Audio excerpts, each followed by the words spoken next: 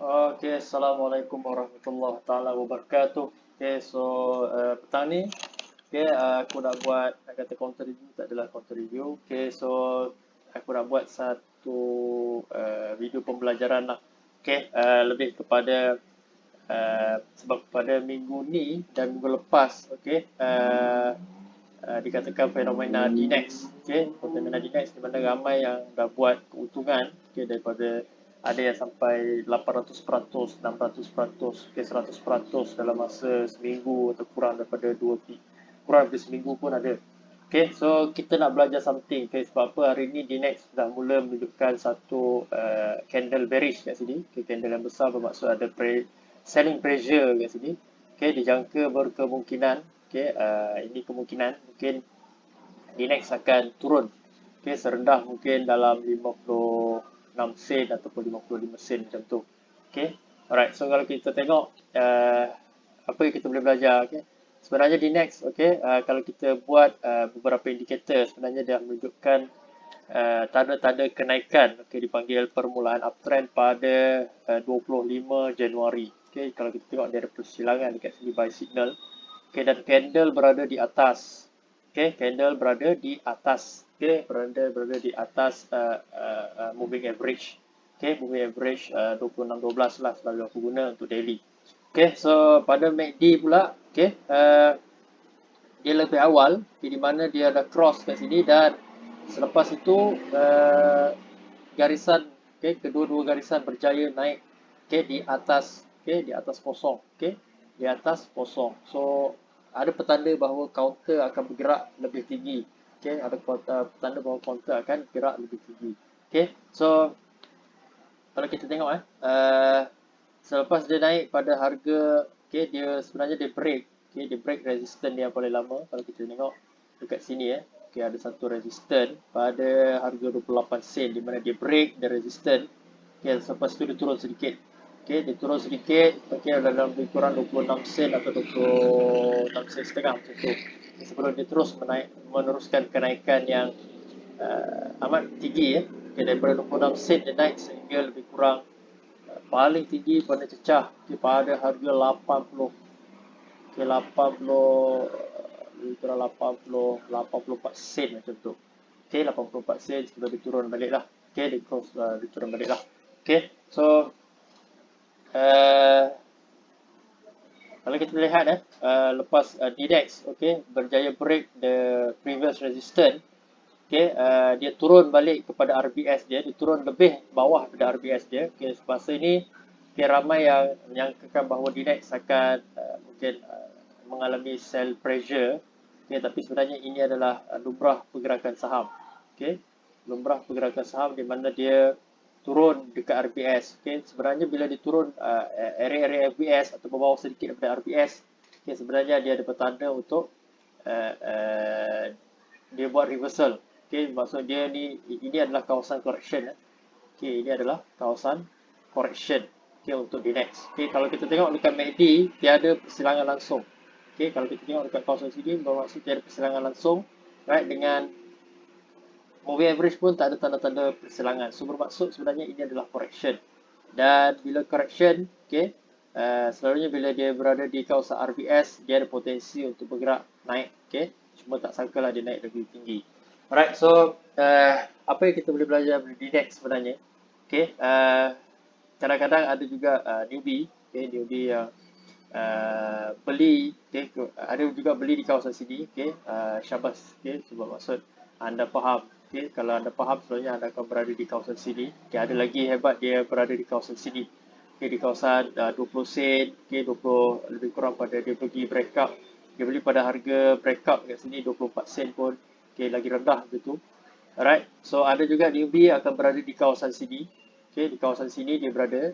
Okay, di kawasan sini dia berada dan paling bahaya adalah di bahagian sini. Okay, di bahagian atas ni. Alright, dan dia menyangkakan bahawa counter ni akan bergerak naik lebih tinggi. Okay, so sebenarnya apabila di next, okay, berjaya berada di RBS, okay, potensi untuk naik memang ada tinggi. Okay, dia naik. Alright, so jangkaan kawasan yang akan dia turun sebenarnya adalah di kawasan sini. Okay, kalau kita boleh lihat di kawasan sini. Okay, kita boleh buat 30 sen tu adalah kawasan dia buat correction sebentar. Sebab apa? Ini adalah candle bearish ya. Okay, candle bearish dekat sini. Okay, dia ada potensi candle bearish dan juga ada selling pressure. Kalau kita tengok kat volume tutup oleh MACD, dia ada selling pressure dekat sini. Okay, so jangkaan bahawa mengikut teknikalnya, selalunya dia akan pergi ke RBS dulu. Okay, bahagian-bahagian RBS, okay, sebelum dia naik kembali. Tetapi mungkin disebabkan minat, okay, minat investor, minat trader, okay, trader atau investor menyebabkan dia tolak, okay, harga saham ni naik lebih tinggi, okay, dan dia tak boleh belakang lah. Alright, so bila berada di kawasan bearish kat sini, alright, bila ada newbie membeli di bahagian sini, okay, apabila dia tengok harga saham dia mula turun, okay, masing-masing selalunya newbie lah, okay, masing-masing berada di dalam keadaan yang begitu cemas, okay, begitu cemas, okay, sebab apa? Ada potensi untuk counter ni bergerak turun sebenarnya, okay, ada potensi untuk counter ni bergerak turun. Okay, so aku nak relatekan, okay, dengan saham, ada satu saham, okay, kalau korang ingat dipanggil saham HWGB. Okay, ini adalah saham di mana dia pernah ada fenomena dulu, di mana dia ada buat, tak silaku HWGB ni pernah ada fenomena di mana harga saham dia naik sebab apa? Dia merancang untuk membuat vaksin. Kita selaku vaksin production lah. Okay, kalau kita tengok kepada carta, okay, so fenomena dia adalah pada area sini. Okay, fenomena pada area sini. Okay, kalau kita tengok pergerakan dia, okay, di mana pergerakan yang begitu tinggi sekali. Okay, so apa yang dirisaukan, okay, apa yang kita boleh belajar di mana di next, okay, dia bergerak dengan tinggi dan selalunya newbie, okay, akan cuba untuk membeli. Okay, bila dia tengok hijau-hijau ni, dia akan terbeli di kawasan-kawasan sini, okay, di kawasan-kawasan sini, okay, di kawasan-kawasan sini. Alright, so itu yang yang selalu dia buat lah. Okay, so sebenarnya apa yang kita boleh belajar, okay, daripada DNEX, okay, kita ambil iktibar daripada apa yang berlaku pada HWGB lah. Okay, HWGB di mana counter ni sebenarnya daripada bawah, okay, okay, pada 5 sen, lebih kurang kalau aku ambil pada harga 14 sen lah, paling tinggi, okay, 14 sen harga saham ni, okay, harga saham ni pada harga 14, harga pada 14 sen, okay, 14 sen dia naik, right, dia naik dah. Ini adalah start di mana harga saham ni mula untuk menaik dengan begitu laju sekali, di mana kita tengok ada gap kat sini. Okay, ada gap kat sini. Alright. So bila kita tengok, okay, ada harga saham begini, okay, especially newbie, okay, newbie tengok harga saham macam ni, okay, dia orang jangka, okay, di mana harga saham ni akan naik lebih tinggi. Okay, naik lebih tinggi, dan ada yang cakap harga saham ni akan melebihi RM10, ada RM5. Okay, so ada kadang-kadang, okay, ada certain newbie, okay, dia beli pada harga di sini. Okay, harga sini pada RM1, okay, 40 sen. Okay, yang paling malang apabila dia berada di kawasan sini lah. Paling kesian sekali bila dia beli pada harga RM1.51.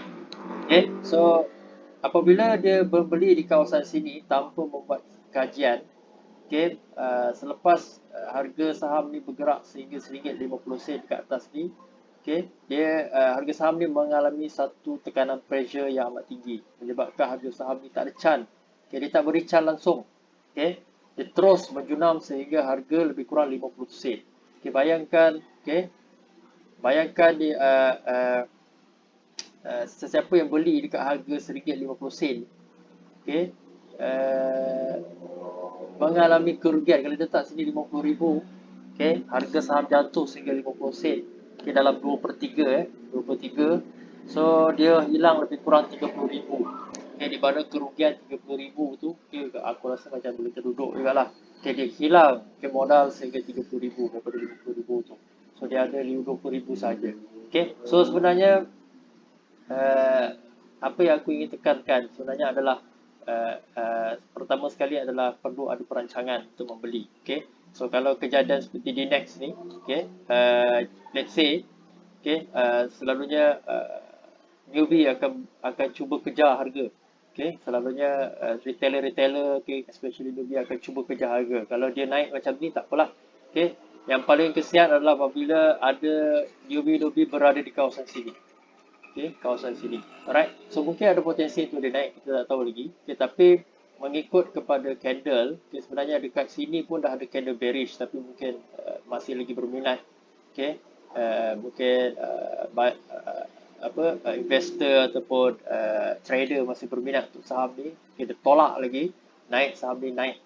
Okay, so ada beberapa kali ke candle bearish kat sini, ni candle bearish juga. Okay, so based on candle dia akan mungkin dia akan turun. Okay, tapi disebabkan buying pressure dia naik lebih tinggi. So sekarang ni pada hari ni dia membentuk satu candle merah yang amat besar dengan selling pressure yang amat signifikan dekat sini. So berkemungkinan dia akan turun.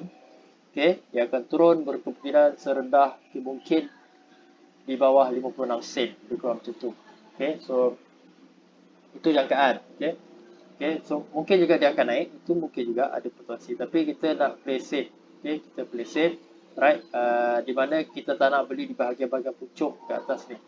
Okay, sebab apa? Sejarah mungkin berulang lah dekat. Walaupun ini di Next, okay, counter yang berbeza dengan HWGB. Okay, tapi kita boleh belajar daripada counter-counter lain di mana pergerakan sama, okay, di mana begitu naik tinggi, lepas tu dia turun dengan mendadak sekali. Okay, dia turun dengan mendadak. Bayangkan ada yang membeli pada harga dekat sini, okay, pada harga 40 RM40 sen, okay, RM50 sen, okay, lepas tu dia jatuh. So apa yang aku ingin tekankan sebenarnya adalah uh, kita perlu kaji, okay, setiap counter yang kita ingin masuk. Alright, so kalau kita boleh belajar di next ya, kita tengok pada Bollinger Band, okay, sebenarnya harga-harga yang berada di luar ni, okay, beberapa kali dia berada di luar Bollinger Band. Okay, sebenarnya bila luar Bollinger Band, bila dia keluar candle merah, ada potensi untuk dia turun ke bawah. Okay, so itu petanda-petanda dia nak turun ke bawah lah. Alright, so itu daripada segi teknikal. Alright, so okay, so itu saja apa yang kita boleh belajar pada quantity next. Okay, so aku relatekan dengan HWGB lah, kisah HWGB mana dia naik juga tinggi, okay, tapi lepas tu dia berjunam turun ke bawah. Okay, so kita tak nak, okay, di mana kita beli dalam bahagian ke atas, okay, kita beli di bahagian atas dan mengharapkan harga saham tu naik, sebenarnya dia nak turun ke bawah. Okay, so itu saja untuk counter DNEX dan juga counter DNEX dan juga HWGB. Ya, Assalamualaikum warahmatullahi taala wabarakatuh.